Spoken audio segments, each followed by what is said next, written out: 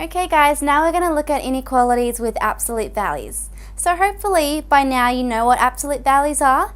It's whenever you know there's absolute bars, that's when we have absolute values. Always turns out positive, remember? That's what we're going to be considering in this section. So there's two cases that you must remember. Okay, the first case is when the absolute value of x is less than any number a or any expression a. Okay, if it's less than a. Then we say that x is greater than negative a and less than a, okay, and less than positive a. That's for when absolute value of x is less than a. The second case is when we have the absolute value of x is greater than a.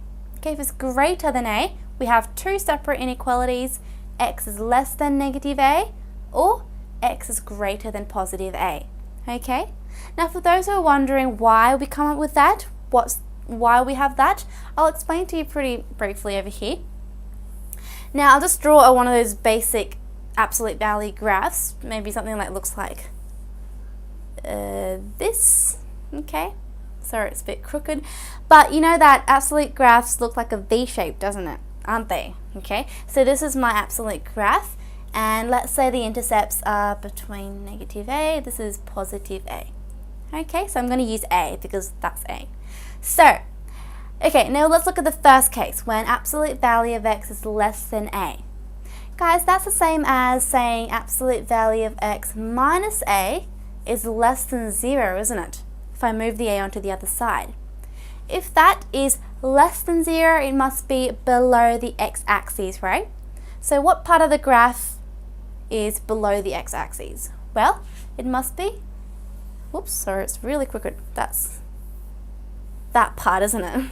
Yeah, that part is when the graph is below the x-axis, isn't it? So what are the x values for this part of the graph? It will be these values, right? So these values is the x values for when that is less than 0. It must be between negative a and a.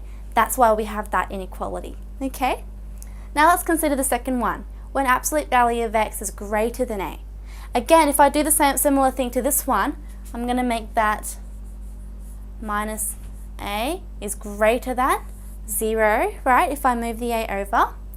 If it's greater than 0, it must be above the x-axis, isn't it? So, what part of the graph is above the x-axis?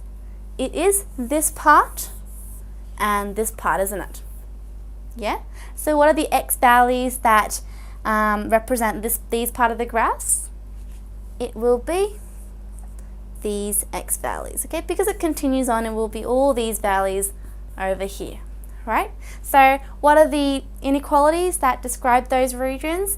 It will be over here when x is less than negative a, and over here when x is greater than a, okay? So have a look. That's basically the reason why, all right? So have a look. We'll just rub these off. And have a look at the graph. I'll rub that off as well. So, basically guys, just memorize these, okay? These two are very, very important. You must memorize this because that's what we're going to be applying onto our next few questions. Okay, so have a look at those two cases and let's try some questions. Starting with question 10, it says, solve the absolute value of x is less than 2x plus 1. Okay, so treat 2x plus 1 as the a, okay?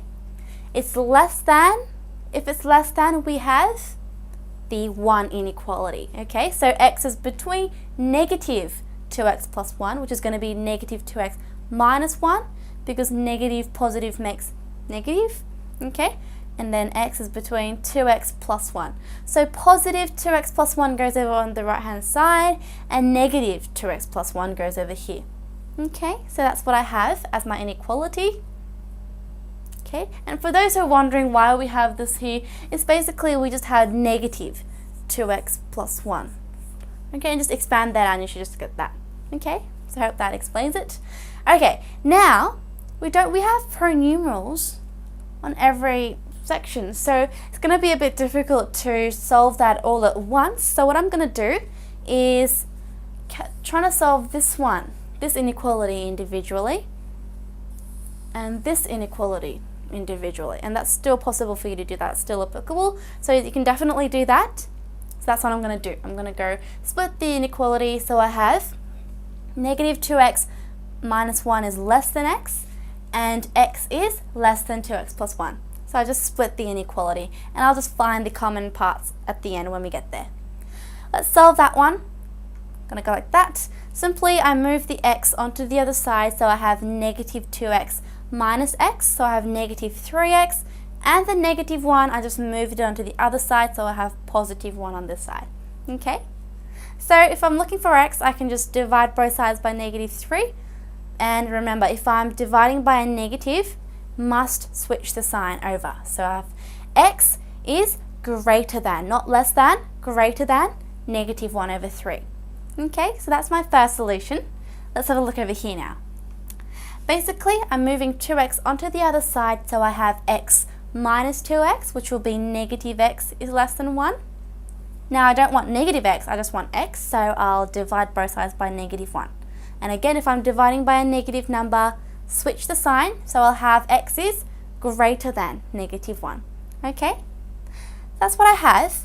Now, don't just write those two solutions as two separate inequalities. What I'd like you to do is draw a little number line. The first one I'll write in, x is greater than negative 1/3. So negative 1/3, let's just say that's there. If it's greater, it must be over here, isn't it? Now here, x is greater than negative 1. Okay, x is greater than negative 1. Negative 1 will be over here somewhere. Okay, I'll just say that's over there. It will be over here, isn't it? Right? We must only take the common part. Okay, because remember, we split this up, but it was actually one whole inequality. So we must find the common parts, the parts which those two hold simultaneously. Okay, basically. So it will be, I think this part is the common part, right? So therefore, the only solution is x is greater than negative 1/3. Okay, not really the only solution, but the common solution will be that one there. Okay, this section here. So x is greater than negative 1/3. That's the final answer. Okay, so make sure you remember to do this stuff, okay? Find that common part. Okay, so have a look.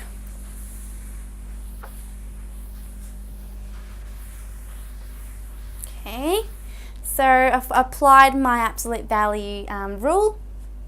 That's the answer. So have a look and let's move on. Okay, so question 11 says solve absolute value of x minus 1 is greater than negative x plus 3. Okay, so this time I'm going to let that negative x plus 3 be my a, okay? Now remember guys, this is greater than, so if it's greater than, we're going to have two separate inequalities. So the first one is when we have x minus 1 without the absolute bias is less than negative x plus 3. And the second one is when we have x minus 1 is greater than positive negative x plus 3. Okay, so these are my two different conditions or my two different inequalities that I'll have. So let's solve them individually. So for that one, I'm going to get rid of the brackets. So negative x is positive x, negative positive 3 is negative 3. Okay, so I have that. So let's move that x onto the other side. So I have x minus x, which will become 0. So we're just left with negative 1 is less than negative 3. Now, is negative 1 less than negative 3? No, that does not make sense, and we don't have any more x's left, so therefore this is false. Okay, it's just false, so we're not going to take that into consideration. Okay, so we're going to just eliminate that one. Let's have a look at this one. Negative x, let's move it onto the other side, so we have 2x, and then negative 1, move it onto this side, so we have positive 3 plus 1, which will make 4. Okay, and then just divide both sides by 2 to solve for x, and then we'll have x is greater than 2. Okay, so that's the applicable solution. That's false, so therefore the only solution is just x is greater than 2. And that's basically it. It's as simple as that. Okay, so that's question 11, that's the answer to it. So just remember that this one is greater, so make sure you have two separate inequalities. Okay,